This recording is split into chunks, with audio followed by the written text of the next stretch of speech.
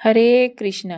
आज के हमारे इस वीडियो में हम आपके लिए लेकर आए हैं आम्ल की एकादशी की पौराणिक कथा।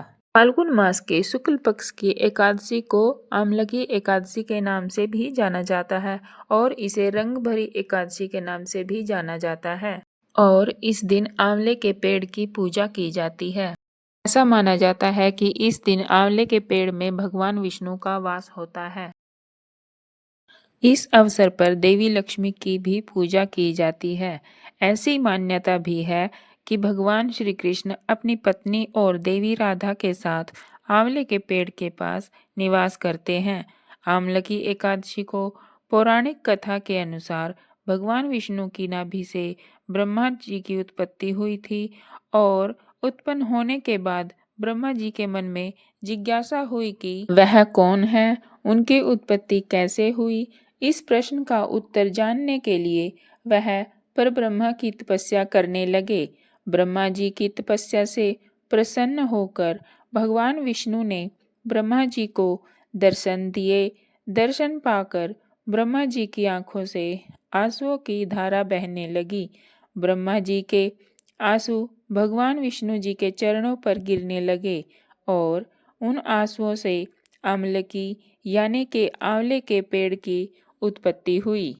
भगवान विष्णु ने ब्रह्मा जी से कहा कि आपके आंसुओं से उत्पन्न यह आंवले के वृक्ष और फल मुझे अति प्रिय रहेंगे।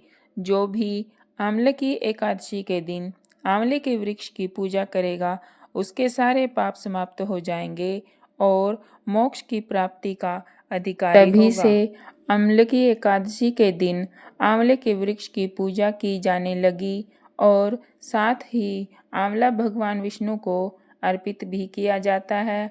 और इतना ही नहीं, इस दिन खुद भी आंवला ग्रहण करना बेहद लाभकारी होता है। आंवला की एकादशी की इस पौराणिक कथा के संदर्भ में एक राजा की कथा भी आती है। वह इस प्रकार है। एक बार राजा मंदाता ने वशिष्ठ जी से पूछा, हे गुरुदेव, यदि आप मुझ पर प्रसन्न हैं तो किसी ऐसे व्रत का विधान कहो जिससे मेरा कुछ कल्याण हो। वशिष्ठ जी ने कहा, राजन, सब व्रतों में उत्तम और मोक्ष प्रदान करने वाला आम्ल की एकादशी का व्रत है, सो वह तुम्हारे समक्ष वर्णन करता हूँ। फाल्गुन महीने में शुक्ल पक्ष की एकादशी का नाम ही आम्ल की एकादशी है। इस व्रत के करने से संपूर्ण पाप नष्ट हो जाते हैं। इस संबंध में मैं तुम्हें एक कथा सुनाता हूँ। हे राजन, चैत्ररथ नाम का चंद्रवंशी राजा वैदिक नाम के नगर में राज्य करता था।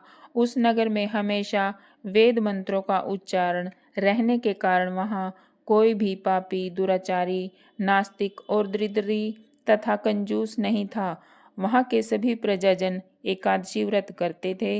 वे सभी भगवान विष्णु के भक्त थे। एक समय फाल्गुन माह के शुक्ल पक्ष की आम्ल की एकादशी का व्रत किया। तब राजा ने नगरवासियों के साथ मंदिर में जाकर कुंभ स्थापित किया और विधि विधान से पूजन करते समय वे इस प्रकार कहने लगे, हे धात्री, तुम ब्रह्मा जी द्वारा अवतरित हो, तुम ब्रह्मा का हरि स्वरूप हो। हे देवी, तुम सभी पापों को नष्ट करने वाली हो।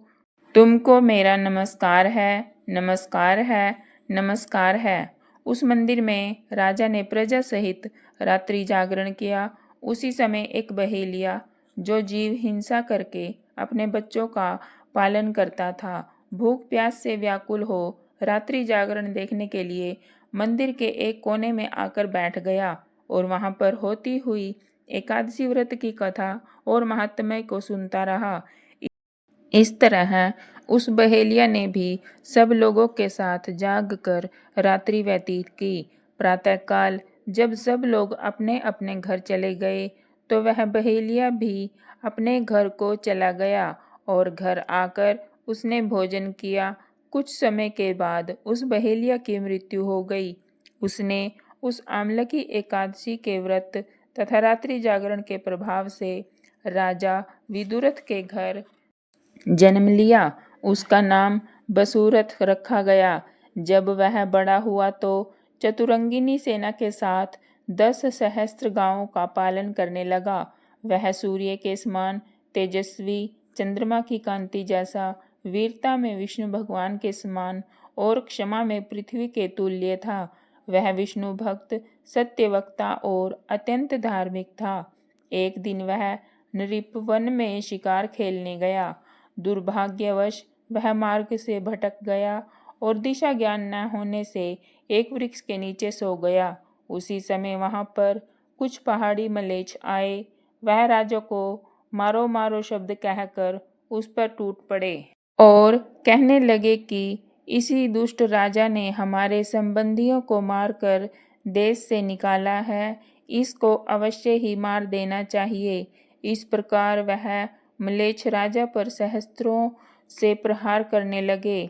मलेच्छों द्वारा छोड़े गए सभी अस्त्र शस्त्र लौटकर उन्हीं पर प्रहार करने लगे, जिसके कारण मलेच्छ स्वयं ही मूर्छित होकर पृथ्वी पर गिर पड़े। उसी समय राजा के शरीर से अग्नि के समान लाल लाल नेत्रों वाली, वक्र भ्रुकुटी किए, समस्त वस्त्राभूषणों से सुसज्जित एक दिव्य स्त्री प्रकट हुई और उस स्त्री ने जब राजा सो रहा था समस्त मलेच्छों को मार डाला।